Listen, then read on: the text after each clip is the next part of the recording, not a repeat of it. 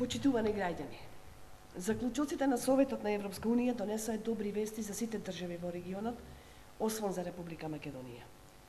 Република Македонија е единствената држава од Западен Балкан на која Советот не искажа ниту еден позитивен збор.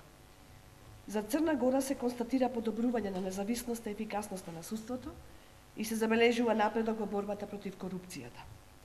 За Србија, Советот има пофални зборови за подготвеноста на српската администрација и забележува напредок и борбата против корупцијата и организираниот криминал.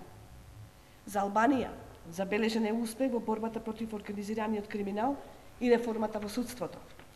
Дури и за Косово и Босна и Херцеговина, Советот нотира превземање на некакви позитивни чекори. За Македонија, Советот на ЕУ има сериозни предупредувања и на уназадување на реформите и критики со повеќе области, што го потврдува истото како и извештајот за напредокот од Европската комисија. Посебно се нагласуваат, цитирам, сериозните недостатоци кај независноста на судството и кај медиумските слободи. Затворен цитат. Но и растечката политизација на државните институции и политичката криза во државата. Загрижувачки е тоа што параграфот за добрососедски односи нема осврт само на билатералните односи со Грција, туку и на односите со Бугарија, во кои што Советот бара конкретни и дефинитивни акции и резултати. Конечно, Советот ќе се наврати на Македонија во текот на 2015 година, но само врз основа на ажурирано мислење на комисијата, вклучително и во контекст на пристапниот диалог на високо ниво.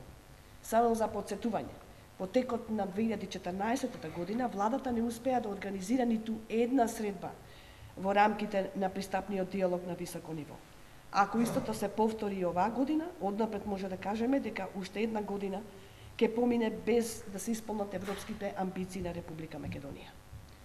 Во ниту една реченица од заклучоците кои се однесуваат на Македонија го нема зборот напредок, а ниту прогрес, што е вистинско разочарување за мнозинството граѓани кои што сакаат да видат Македонија во ЕУ час поскоро. Тоа е поразителното резиме на 8 години на владење на Никола Груевски, каде што немаме преговори, нема никаков напредок, има целосна капитулација. Додека нашите соседи не претекнуваат, власта на Груевски дополнително ги окупира медиумите и институциите, држајќи Македонија со замрзнат кандидатски статус без европска перспектива и во стагнација.